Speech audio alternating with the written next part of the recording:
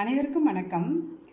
நான் கிரேக்க கற்பனையாளர், அதாவது ஒரு நீதிக்கதைகள் சொல்கிறவர் ஈசாப்.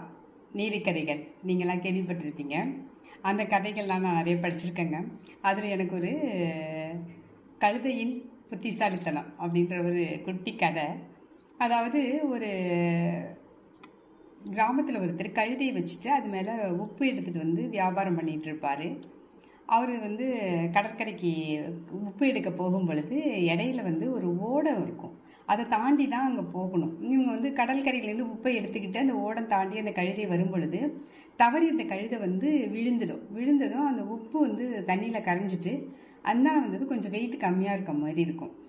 சரின்னு சொல்லிட்டு அதுக்கு இப்போ தண்ணியில் விழுந்துட்டதும் வெயிட் கம்மியாக இருக்குன்னு அது புத்திசாலியாக யோசிக்கும். அடுத்த முறை இவர் இன்னொரு கொஞ்சம் உப்பை எடுத்து வைக்கும் பொழுது திரும்பியும் இதை என்ன பண்ணணும், வேணும்னே தண்ணியில் விழுந்துடும். இது என்ன இது விழுது அப்படின்னு சொல்லிட்டு அந்த உப்பு வியாபாரி இல்லை அவர் வந்து யோசிச்சுட்டு இந்த கழுதை வந்து வேணும்னு செய்யுது அப்படின்னு சொல்லிட்டு அது கூட சும்மா இருந்தால் பரவாயில்ல, அந்த கழுதை வந்து ஒரு பெருமிதத்தில் கணைச்சி வேற கொடுக்கும்.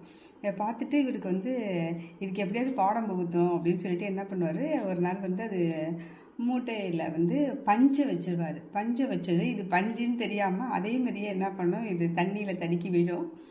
அந்த பஞ்சு வந்து வாட்டர்லாம் அப்சர்வ் பண்ணிவிட்டு வெயிட் அதிகமாகிட்டு அதனால் நடக்கவே முடியாது, அப்படியே ரொம்ப தடுமாறும். அப்போ தான் இப்போ கழுதைக்கு வந்து ரொம்ப ஐயோ இப்படி ஆயிடுச்சே அப்படின்னு ரொம்ப ஃபீல் பண்ணோம். இந்த கதை உங்களுக்கு என்ன சொல்லுது அப்படின்னா, நம்மளுக்கு ஒருத்தவங்களை நம்ம ஏமாத்தினோம்னா அதுக்கு வந்து பலன் வந்து நம்மளுக்கு ஒரு தண்டனையாக டபுள் பங்காக கிடச்சிடும் அப்படிங்கிறது தான் இந்த கதை சொல்லுது. இந்த கதை உங்களுக்கும் பிடிச்சிருக்கும்னு நினைக்கிறேன். நன்றி, வணக்கம்.